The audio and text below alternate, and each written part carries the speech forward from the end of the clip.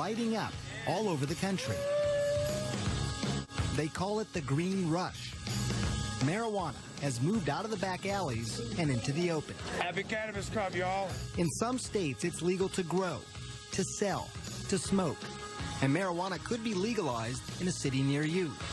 So easy to get, and many think so harmless. But when the smoke clears, is marijuana bad for you? Or could pot actually be good for you? Marijuana is better than all those pills for you in terms of treating? Yeah. I travel the world for answers. What does marijuana do to you? What does it do to your kids? A special investigation. Weed.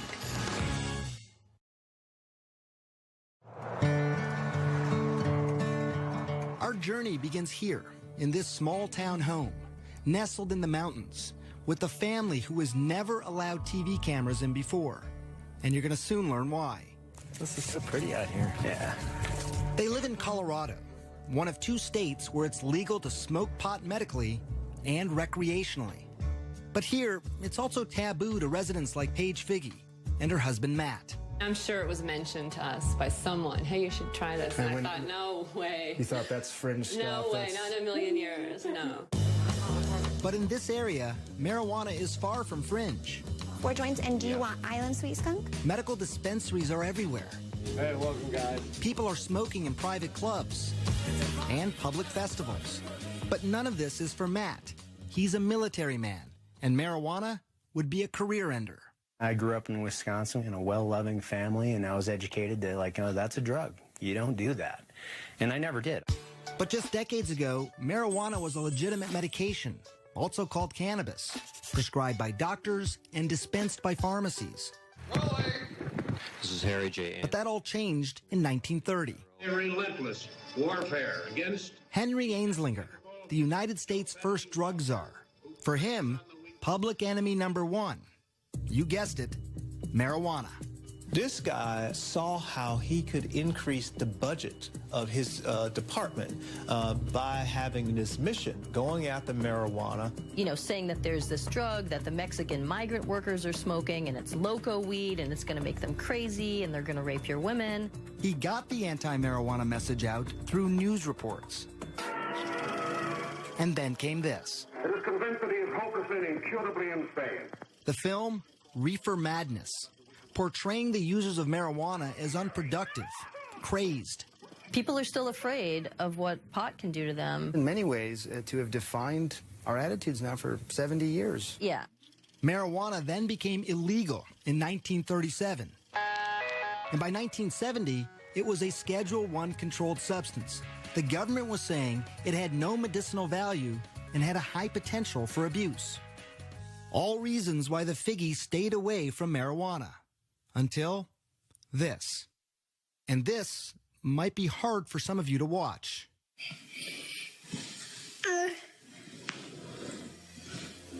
It's okay, baby. This is their daughter, Charlotte, having a seizure. We just thought it was just one random febrile seizure. Nothing to really do, Right. no medications. It's a fluke. Right. A fluke made sense. After all, Charlotte, nicknamed Charlie, was born perfectly healthy, a fraternal twin to sister Chase. Charlie always had big, big smiles. Just happy kids. Easy. Yeah, easy. Very much so. So it was around 3 months, you said, that when you Yeah. first noticed that Yeah. Charlotte had a seizure. I was changing her diaper, well, putting a new diaper on from after the bath, and her eyes just started flickering. It led to the first of many trips to the ER. They did the $1 million workup, the MRI, EEG, spinal tap. You know, they did the whole workup and found nothing and sent us home. No abnormal blood tests, no abnormal scan. And developing normally, too. You know, talking and walking, and the same day as her twin. Nothing was behind yet. By the time she was 2, though, the seizures had become constant and started to take their toll on their once happy, joyful little girl. She started to really decline cognitively, and she was slipping away, and she just wasn't keeping up with her twin. The Figgies finally found an answer. It was awful news. Dravet syndrome. It is severe, intractable epilepsy.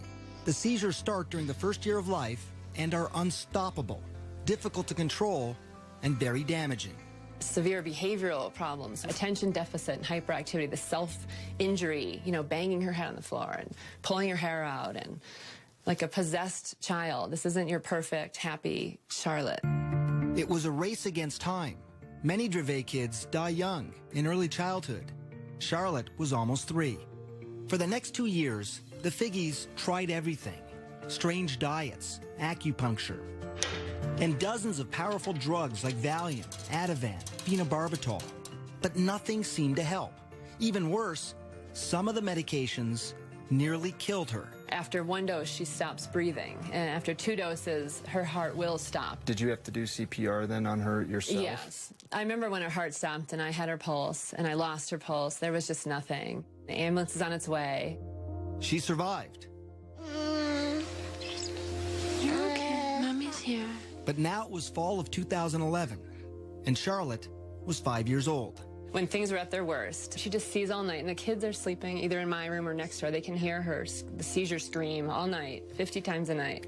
And Chase would come in the morning and just, this is her twin, and just hug her and like rub her head and say, I'm just so glad you survived through the night last night. Matt had been deployed to Afghanistan, and the only thing he could do to help was start scouring the internet. And he stumbled onto this video of a child using marijuana. So how's everything going? Jaden had 4 days without a seizure. I'm like, wow, this having success on specifically Dravet, this is interesting. It's natural. And while he couldn't ever imagine taking marijuana himself, he was now in the stunning position of recommending it for Charlotte. I was like, we need to do this. And I said, I don't know. Charlie, there you are. And then Charlotte's condition got worse. 300 seizures a week, almost 2 every hour. She was not talking or moving, basically catatonic. As a last resort, doctors wanted to either prescribe a powerful veterinary drug used on epileptic dogs or put Charlotte in a medically induced coma so her brain and body could rest. For Paige, those were not good options. But maybe, just maybe, marijuana now was. But she was about to find out how hard that would be. This isn't go to the pharmacy and pick up your medicine. There was no protocol. When we come back, what will the Figgies do? And what would you do if this were your daughter?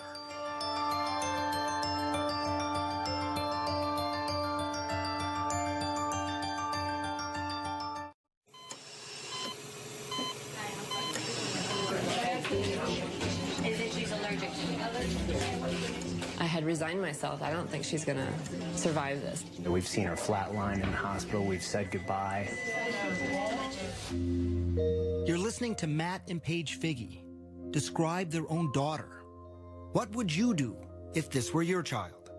Charlotte Figge had an extreme form of epilepsy. Her body was so frail that any seizure could kill her. With no traditional treatment left to try and the clock ticking away, her parents decided to try marijuana. Charlotte was just 5 years old. You need a card in order to be able to get the cannabis from a pharmacy. Doctors have to prescribe it. You need 2 doctors in Colorado to get the card for a juvenile or a child. It was hard. We were the first young child, and they said no. Everyone said no, no, no, no, no. Certainly her age played a role in my hesitance. Dr. Alan Shackelford is a Harvard-trained physician. He's also among a handful of doctors in Colorado who give prescriptions for medical marijuana. From the moment Charlotte entered his office, he knew she was in trouble. While he was just examining her, she had 2 seizures. She'd failed everything. There were no more options for her. Everything had been tried, except cannabis. Here's how scientists think it might work. Marijuana is made up of 2 ingredients. THC, that's the psychoactive part that makes you high, and CBD, also called cannabidiol. It's the CBD that scientists think modulates electrical and chemical activity to help quiet the excessive activity in the brain that causes seizures. I've been telling my patients to kill it. Dr. Julie Holland is the editor of The Pot Book, a complete guide to cannabis. For a long time, the work on cannabis and epilepsy was sort of inconclusive. Maybe it works, maybe it doesn't. They couldn't quite figure it out. And it's only when they really started separating THC from CBD that they saw, definitively, yes, CBD seems to really stop seizures. So the Figgies needed to find something that was rare, a strain of marijuana that was low in THC. Of course, they didn't want Charlotte getting stoned, but also high in CBD to treat her seizures. And that wouldn't be easy. Dispensaries and growers, they make their money off strains that are high in THC. I'm Joel.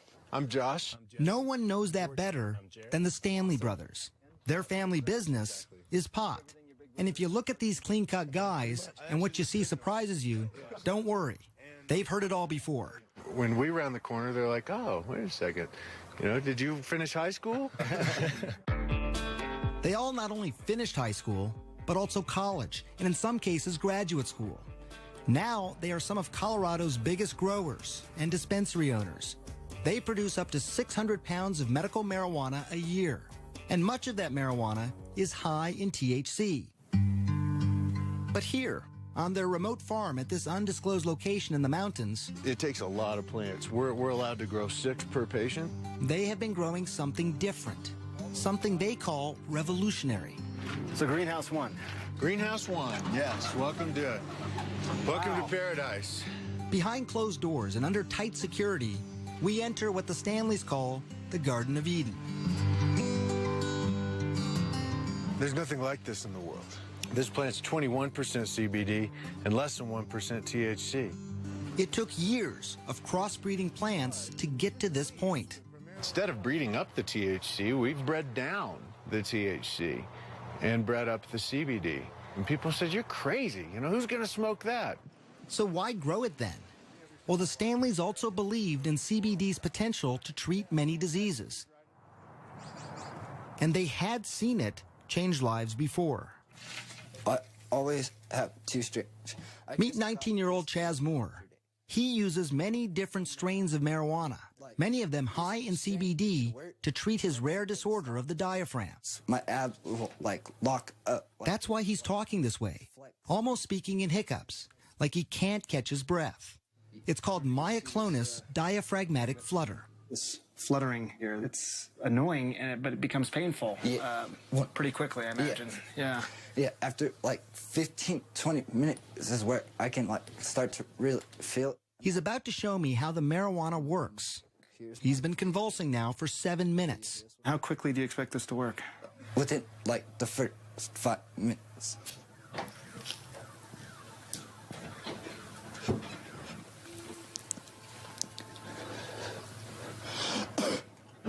And I'm done.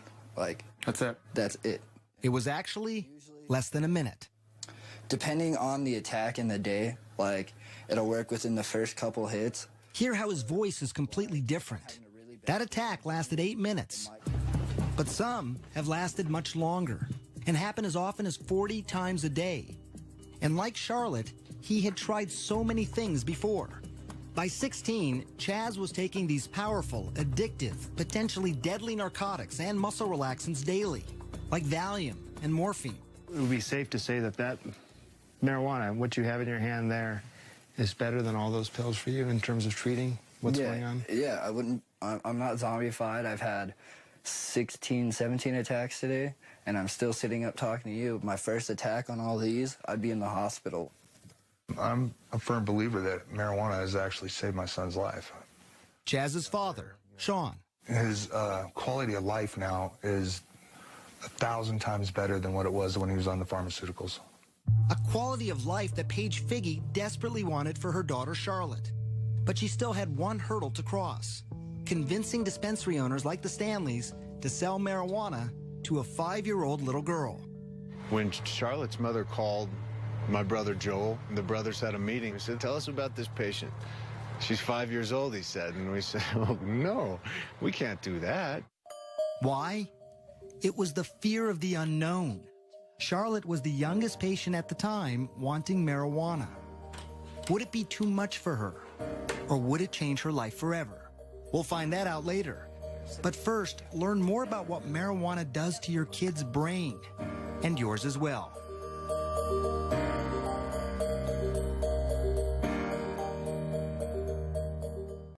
That's what I'm talking about. Y'all smoking or what? If you smoking weed, make some noise. April 20th, Denver, Colorado. We like weed, smoke weed, sing. Tens of thousands from around the country and the world lighting up legally. Happy Cannabis Cup, y'all. For some, it's a lifestyle. For others, it's a lifeline. We're working with the Lupus Foundation and rheumatoid arthritis. But for all of them, I wondered, what was it doing to their brains? Some of my patients call me pot doc. Your patients call you pot doc? Well, they never meet anybody who's as interested in hearing about their marijuana use as I am. Dr. Stacy Gruber is serious about pot.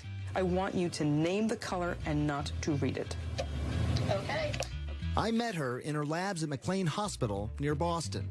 She's using high-tech imaging to see what happens in the brain when you smoke. When you first smoke, that is, you light up a joint, a spliff, a blunt, receptors, which are throughout the brain, respond. And these areas of the brain are responsible for things like pleasure, memory, learning, sensation, sense of time and space, coordination, movement, appetite, and other drives, shall we say. So it's sort of an all-over impact, right? So reward, pleasure, hunger. You have this overall feeling of well-being, they say. That all sounds pretty good. Right. It does sound pretty good. And it's not just feeling good, but there's this phenomenon reported by many smokers over the years, especially famous artists, the ability to be more creative. When you feel that high, there's sort of a release of dopamine, and your brain sort of has the ability now to perceive things slightly differently from the way you might have if you hadn't been smoking pot. What you really see is this reduction in inhibitory function. Welcome, Dr. Gruber. Pretty spectacular. Less inhibition. That's something that painter Amir says helps him be more creative. A successful artist, his canvases sell for up to $25,000. It's my favorite way to work. Using marijuana. Yeah. He's been painting for 14 years, smoking for even longer. He says it makes him feel more relaxed, but most importantly for him, he says it makes him less critical of his own work. Stop worrying so much about this and that, and just sort of looking and being as present as possible. Amir does caution that it's a delicate balance for him. It would make me very apprehensive, as maybe a little paranoid, just too analytical. You can get paranoid, you can have disorganized thinking, you get disoriented. It can be uncomfortable, it can lead to panic attacks or anxiety attacks in people. How do you know when you've done too much? Simple tasks become very frustrating, like mixing paint, and then just sort of get into this state of duh, you know?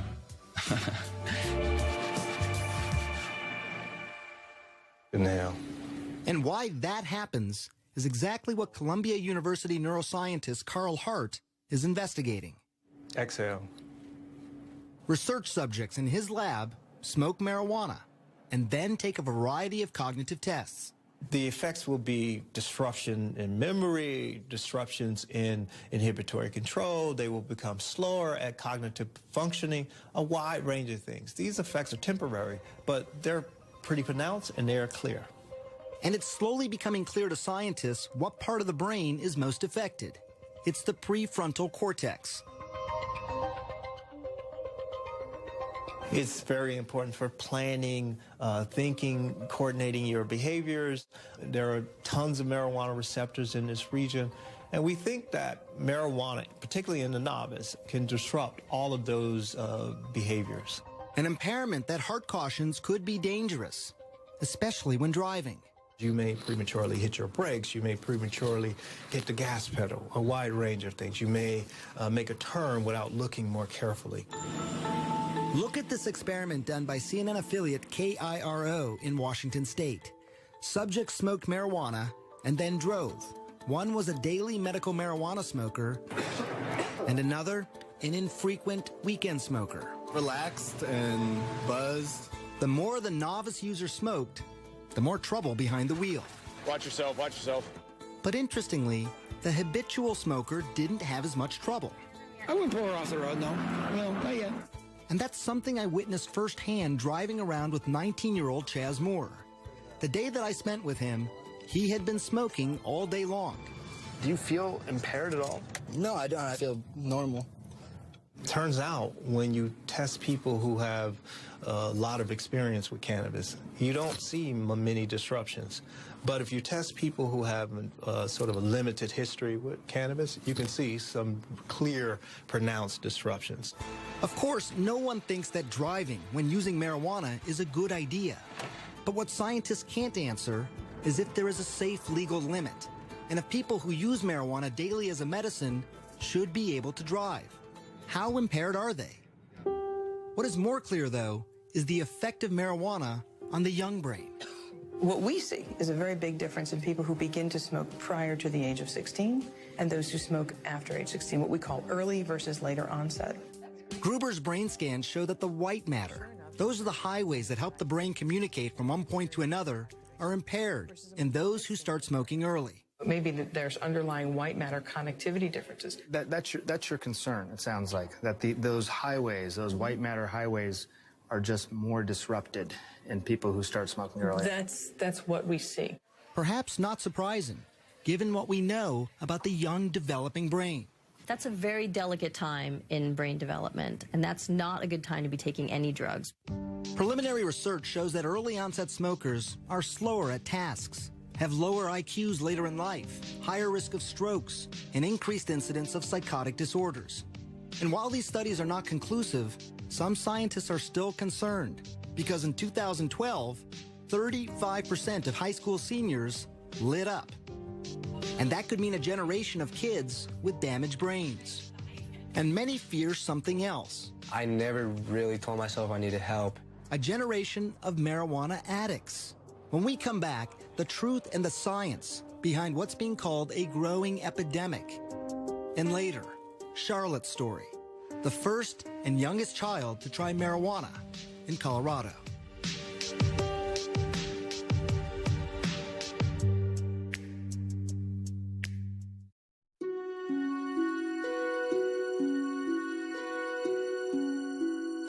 This was the day Chaz Moore almost died. Pumped full of drugs like morphine, Dilaudid, Valium, to quiet a non-stop 48-hour attack. I thought I was going to overdose, and yeah, it was pretty bad. At his bedside, his father Sean watched his son go from being catatonic to what he calls high as a kite. How high are you on the morphine? I'm not high on. I've watched friends of mine die from taking the same drugs that he took. You see, Sean was a drug addict, and he had struggled for decades to get clean. It was scary. It was really important for him not to take these drugs if he could avoid them. If he could avoid them. I know how addictive they are. I've seen it. It scared the hell out of me. But Sean is not scared of marijuana, and neither is Chaz. This right here, I don't get sick off of it. I can't overdose. And Chaz is right about that. While there are fatal, accidental prescription medicine overdoses every 19 minutes in this country, there are virtually no reports of fatal marijuana overdoses. And it's perhaps one of the biggest reasons most people think pot is safe. In fact, a new study of children showed that by high school, only 1 in 5 think marijuana is harmful. That's the lowest number in more than 2 decades, and it's something we heard over and over as we traveled around the country. Not really that harmful. It has a lot of benefits. Not really too concerned about it. I think it's safe if you're a safe person. Probiotics are But the experts we spoke to said there is more to the story. There are people who compulsively smoke, who want to stop smoking, but they can't stop smoking. In fact, 9% of marijuana users will become dependent. Now, that's not as high as other drugs, like heroin. 23% of users become addicted, or 17% with cocaine, or 15% with alcohol. But it's still approximately 1 out of every 11 marijuana smokers. There's no longer any scientific debate that marijuana is not just psychologically addictive, but also physically addictive. So give me an update. How you doing? Dr. Christian Thurstone runs one of Colorado's largest youth substance abuse treatment clinics. The number of marijuana addicts he treats has tripled in the last 3 years alone. Literally, I cried about it. Marijuana is #1 on their list of priorities. They have dropped out of life. Back in the day, I wouldn't feel like my day has really started if I didn't get high. Joel Vargas started smoking when he was just 13. By 15, he was smoking more than a dozen times a day. He stopped skateboarding. He even dropped out of school. I like getting high. I need to get high because my brain is telling me. Adolescents, starting at about age 13, have a pretty mature brain reward center, so they can experience rewards and pleasures the same way adults can. But the problem with that is that their prefrontal cortex, which helps people think ahead, control their impulses, that's not fully developed until age 24. That explains why adolescents are much more vulnerable. There's something else that addiction experts believe is likely happening in the brain. When you smoke pot, the feel-good chemicals that make up marijuana, called cannabinoids, remember them? They cause your brain to stop producing its own natural cannabinoids. When you stop smoking, you have no feel-good cannabinoids of your own. Until your body kickstarts production, you feel lousy. So many people smoke again to feel better. And today's marijuana could be more addictive. It has more of the psychoactive ingredient THC than ever before. Brain researcher Dr. Nora Volkov. If you smoke a very potent marijuana, the 9-THC content is going to go very fast into your brain at relatively high concentrations, and then that increases its rewarding effects and its likelihood of transition into addiction. So how much stronger is it? You see the barbed wire, obviously, on the fences. Well, I traveled to Mississippi, where marijuana is illegal. But here, on the campus of one of the country's oldest universities, Ole Miss, a huge stash of marijuana is under lock and key. This is our vault. This is some pretty tight security. I mean, look at this door. Mahmoud El Soli runs what's called the Marijuana Potency Project. What's the potency of this? This is about 8%. For 3 decades now, his team has analyzed weed confiscated from drug busts. This is 36% THC. You can smell it. It has a good aromatic, smell. How much does this worry you? 36% THC, confiscated. Very, very dangerous material. For someone that is not experienced in marijuana smoking, take some of this and they're going to go into the negative effects of the high amounts of THC, the psychosis, the irritation, the irritability, the paranoia, and all of this. And while not all the plants are this high, there's no question he's seen a trend. In 1972, the average potency was less than 1% THC. Now, it's nearly 13%. Are people becoming more obsessed with high THC marijuana? I think so. They start out with a 0.5% or 1%, and they get a good high. And then as they continue to use that, it doesn't give them the same high anymore, so they seek either smoking more or higher potency material. It happened to Joel Vargas. After a couple of years of smoking daily, Joel eventually ended up in rehab, where he faced mild withdrawal symptoms like irritability, insomnia, nausea.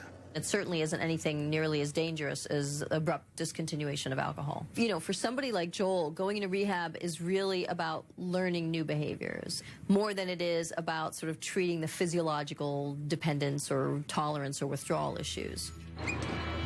Joel's been clean now for 6 months, but these kinds of risks, they don't scare off Charlotte Figge's parents. People ask us that a lot, like, how did you make that decision? It wasn't a decision. It wasn't a decision. It was the next viable option. And some would say a radical option, marijuana for a 5-year-old. But it was an option they hoped would change her life forever. Baby. When we come back, Matt and Paige Figge finally give their Charlotte marijuana. The results are shocking.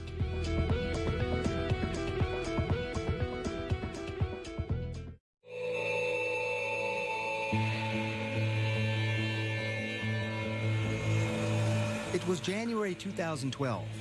Afghanistan. About 7,000 miles away from his family in Colorado, Matt Figge received this video from his wife, Paige. It's horrible seeing these videos when I'm deployed. It was his 5-year-old daughter, Charlotte, seizing. Diagnosed with a severe form of epilepsy, she was having 300 seizures a week. Each attack so severe, it had the potential to kill her. They had already tried dozens of high-powered drugs. We needed to try something else, and at that point in time, marijuana was that natural course of action to try. At home in Colorado, Paige searched for marijuana high in CBD. That's the ingredient some scientists think helps seizures, and also low in THC. Remember, she didn't want to get her daughter stoned. She found a small amount at a Denver dispensary. The owner was surprised that anyone would even want it. They said, it's funny because no one buys this, you know. That was the general consensus. Nobody wanted it. It didn't have any effect. Paige paid $800 for a small bag and took it home. I had a friend that was starting a business on making medicine. And I said, can you help me extract the medicine from this bag of marijuana? I measured it with a syringe and squirted it under her tongue.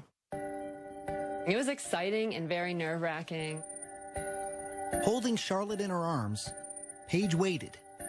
An hour ticked by, and then another, and then another. She didn't have a seizure that day. And then she didn't have a seizure that night. Did you sit there and look at your watch? And... Right, I thought, this is crazy. And then she didn't have one the next day. And then the next day. And I thought, she would have had 100 by now. And I just thought, this is insane.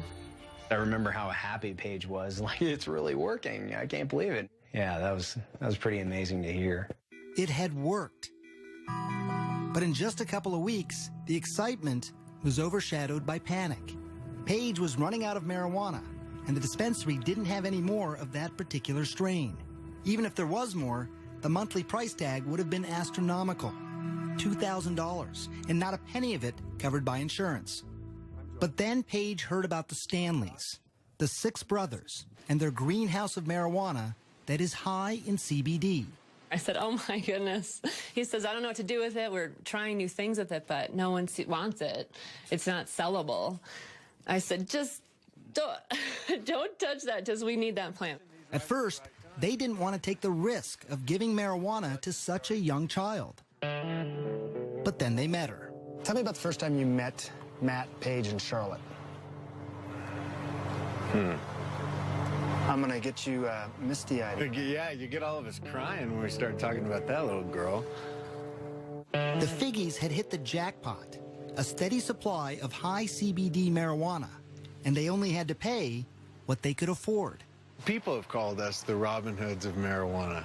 They say that we sell pot so that we can take care of the kids and the truly less fortunate.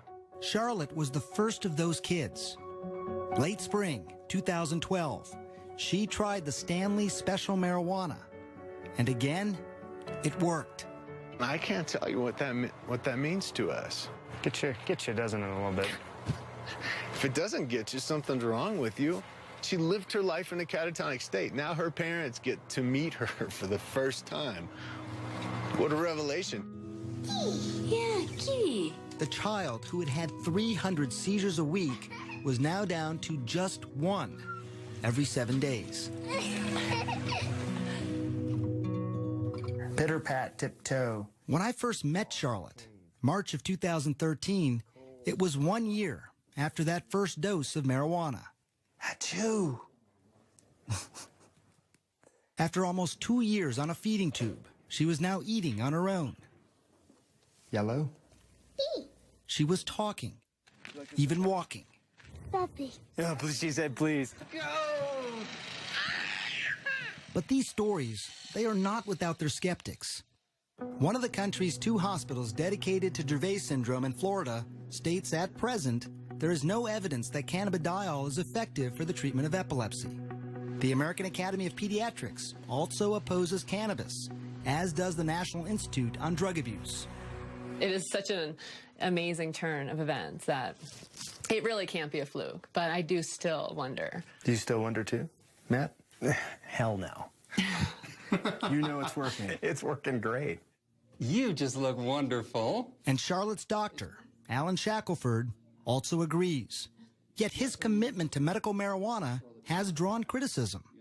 He's even been called Dr. Feelgood. How difficult is this for you to talk about as a physician? We are typically conservative as a profession and probably as individuals. We want more proof, and cannabis doesn't have that. And it's why he has traveled the world to look for researchers who might have the answers. And that took him to the place many call the medical marijuana research capital. Israel.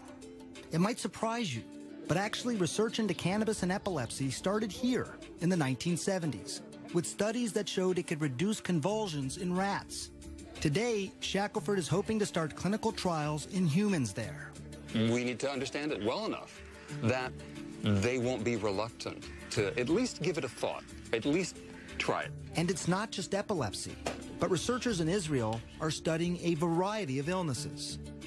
When we come back, what they're finding, up close, and an amazing look inside hospitals and nursing homes where patients are lighting up, courtesy of the Israeli government.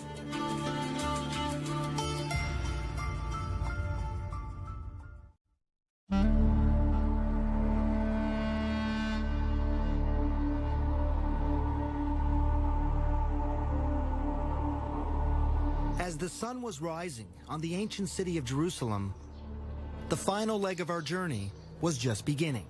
There have been some great advances here, and I'm proud of that, obviously.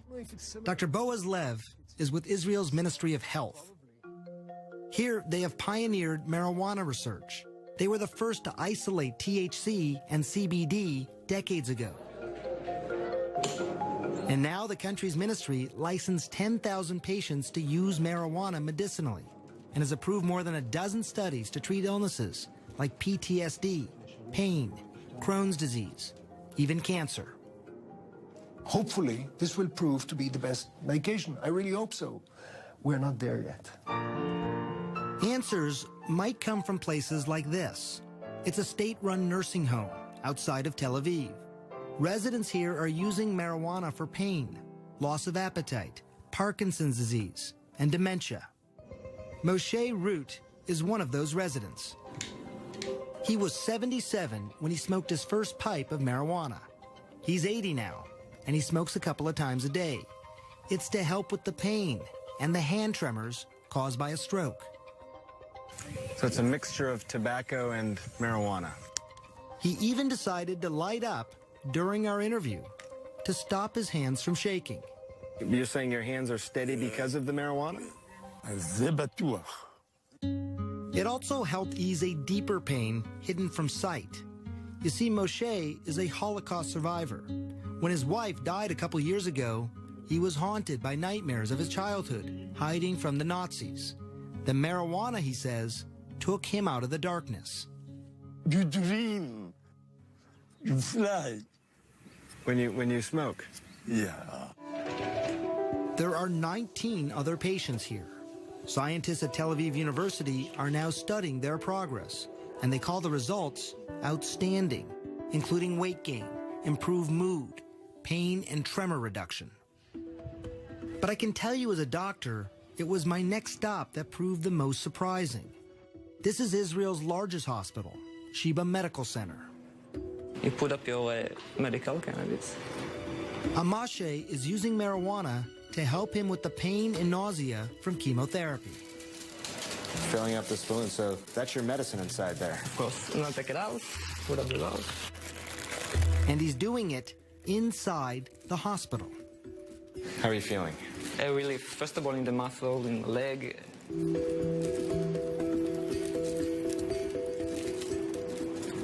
And you're not worried about any potential damage to your body? Not at all. The opposite, actually. I really believe I can be cancer-free for a long time if I continue, consume cannabis. Yes, he said cancer-free. Very early studies on mice in Israel, Spain, and the United States are now showing the potential of marijuana to kill cancer cells. It's exciting research, but it is still in its infancy, and it's inconclusive. This program at Sheba is well established, and experts say a teaching tool for using marijuana in other hospitals. Do you think this could happen in the United States? I don't know that there's yet enough really concrete evidence of cannabis's benefit that's satisfactory, at least in that context. I think it's going to come. But it could be slow going. The FDA has been great at approving studies, but National Institute of Drug Abuse has been really stonewalling and blocking any studies looking at therapeutic effects of cannabis because that's not their mandate. Their mandate is to look at the harms of drug use. It's very easy to blame an organization. Dr. Nora Volkoff, who is the director of NIDA, says they are not standing in the way. She claims they are not the only government institute that approves marijuana research. If you would come up with a grant that says, okay, this is going to be a treatment for drug addiction, then it would go to us. But if it's cancer, it goes to the Cancer Institute. If it is schizophrenia, it goes to NIMH. And so the institutes have a mission with certain diseases. What is clear, there are bureaucratic hoops that most researchers simply don't want to jump through. Neuroscientist Carl Hart. There are not many people studying marijuana. It's very difficult to get approval to study marijuana. What's nice about Israel is that the government is helping the research to happen. And it's research that could give hope to patients like Charlotte Figge. I made it. Scientists in Israel are learning that marijuana use might actually protect the brain, not damage it. They've been able to show that it can decrease the amount of brain damage from head injuries in mice. To be able to give a medicine after the injury to reverse some of the damage, that's huge. I want to paint my nails. You want to paint your nails? I'll paint your nails. I literally see Charlotte's brain making connections that haven't been made in years. It's almost seeming to build her brain, where before it seemed broken. And while scientists are still at the very early stages of knowing if this is actually happening, I can tell you it was remarkable to see her progress. In the 3 months since we first met her, we saw a change. She was now talking more. Say puppy. Yeah. She's horseback riding. Good girl. She even rides a bike on her own. And the special strain made for Charlotte is now named for her. It's Charlotte's Web. It is Charlotte's plant. It's Charlotte's plant. Not anymore. Now it's for all the children. More than 41 children are using Charlotte's Web here in Colorado. All of them are reporting significant seizure reduction. And there are dozens more on a wait list, hoping, praying that a plant could change their lives, just like it did for Charlotte. I'm gonna get you. You both seem very at peace. I'm very at peace, yeah. Very peaceful. We've been given a great life. You know, it's unfortunate that Charlie has this Dravet syndrome, but thank God we've got something now that's working. She's doing so great today.